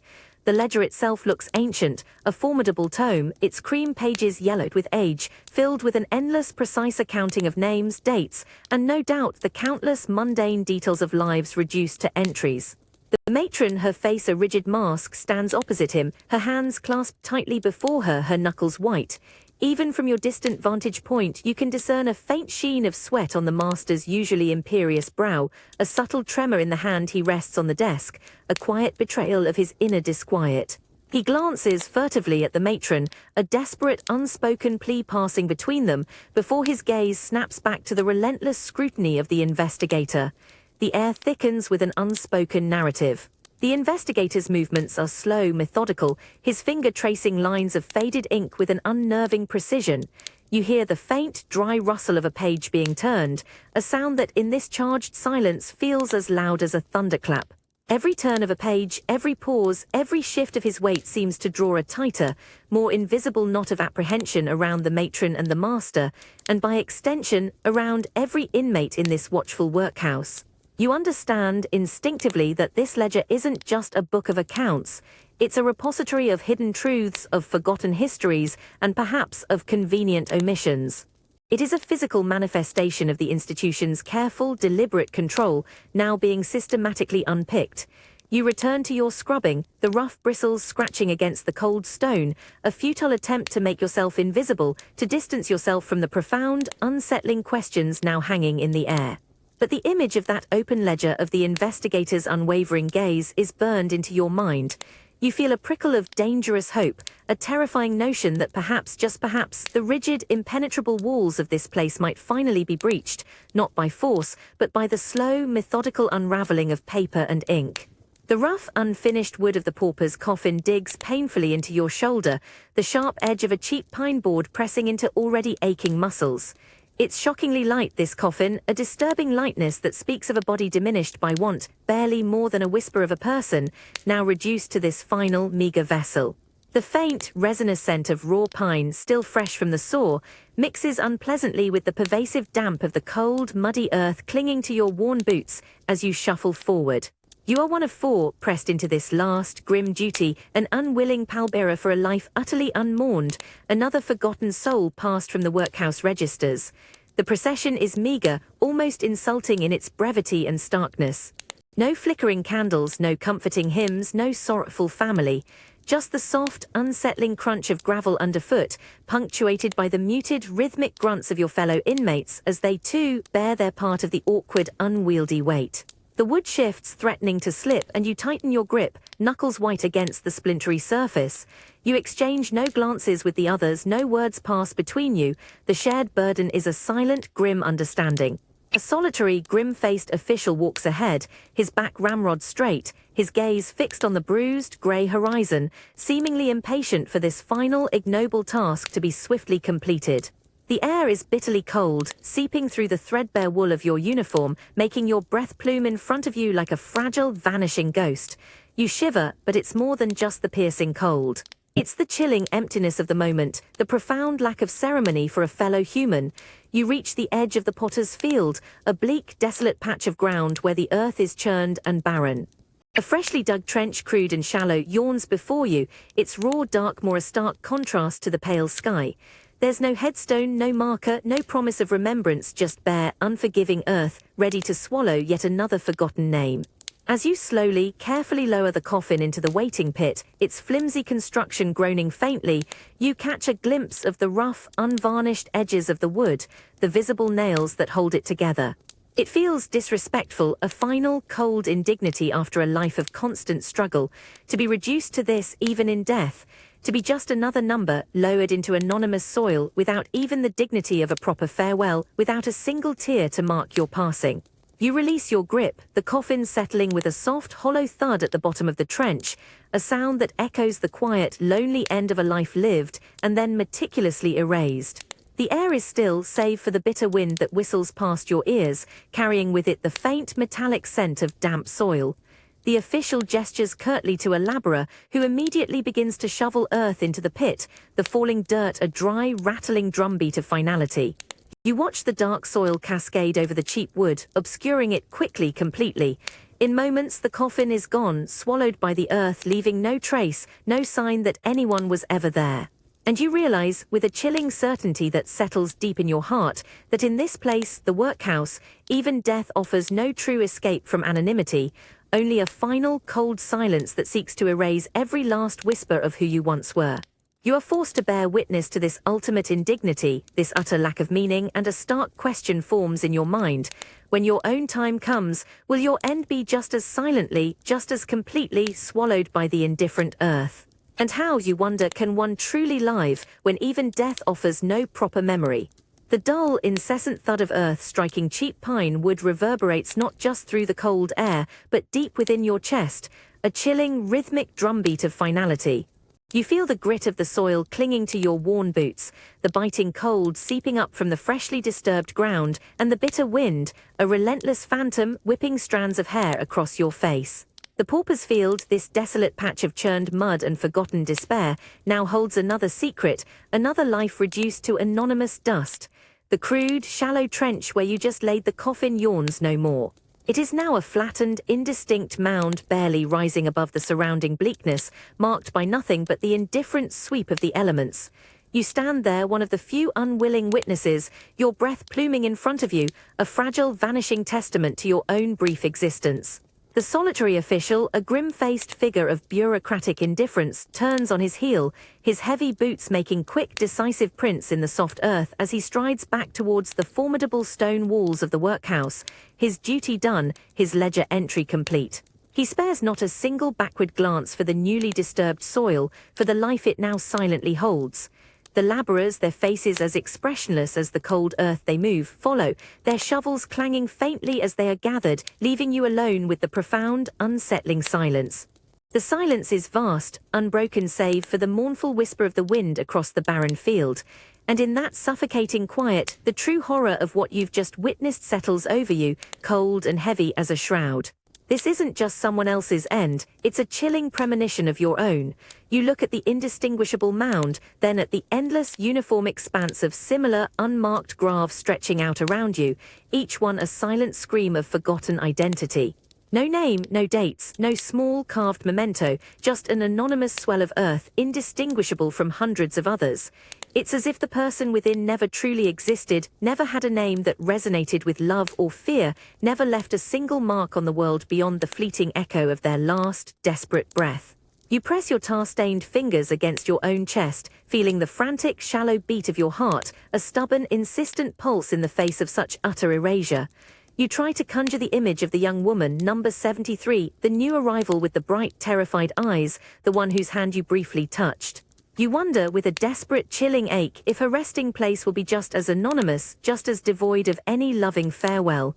The thought twists in your gut, a cold, sharp blade, to be forgotten utterly. To have your story, your struggles, your very name meticulously wiped from existence, leaving no trace, no whisper for anyone to remember. The memory of the investigator, his sharp questions, his penetrating gaze fixed on the master's ledger, flickers in your mind. Even if he uncovers the truth of what happened within the workhouse walls, what real solace can he offer the anonymous dead? What good is justice, you wonder, if it comes to a grave marked by nothing but a number, a quiet plot of earth where no one will ever visit, no one will ever speak your name aloud, no one will ever remember that you even walked this painful earth. You turn slowly, your gaze sweeping over the oppressive stone walls of the workhouse, looming stark and indifferent against the bruised sky.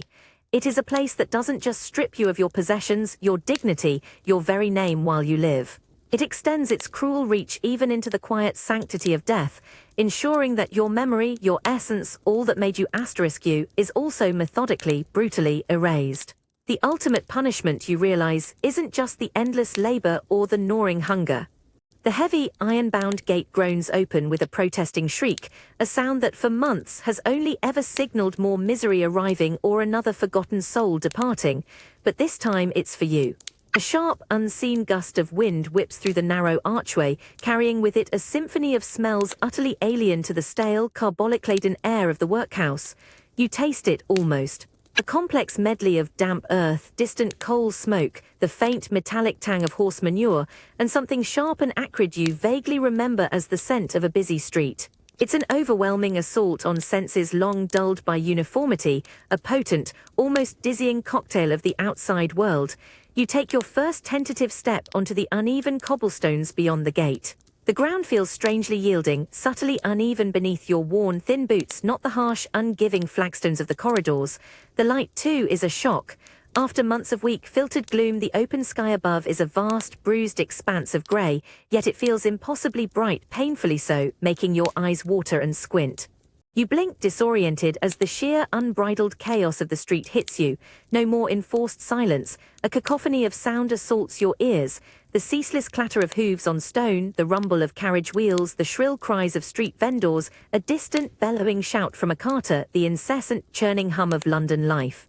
It's a terrifying, exhilarating roar, a stark contrast to the workhouse's suffocating quiet. People, so many people, rush past, a dizzying blur of colour and movement. Their clothes, vibrant and varied, are a dizzying assault after the monotonous grey of your uniform. You see a woman in a scarlet bonnet, a gentleman with a gleaming gold watch fob, a boy in ragged but distinct clothes darting through the crowd. Each face is new, unknown, carrying its own story, its own destination. No two are alike, no two movements the same. You feel a sudden, profound vulnerability, a chilling sense of exposure standing here in your coarse, ill-fitting garments, your face pale and drawn, a stark, living anachronism amidst this bustling, indifferent tide. The wind, unimpeded by walls or ceilings, bites at your exposed skin, a fresh, invigorating cold that makes you shiver, but also makes you feel fiercely, undeniably alive. You pull the thin shawl closer, a futile gesture against the vastness of the world that stretches before you, a world no longer constrained by bells or matrons, but by an entirely new, terrifying kind of freedom. You've left one prison, but this sprawling, indifferent city feels like another, larger one, its rules unspoken, its dangers perhaps even more insidious. The workhouse gave you walls and a false sense of security.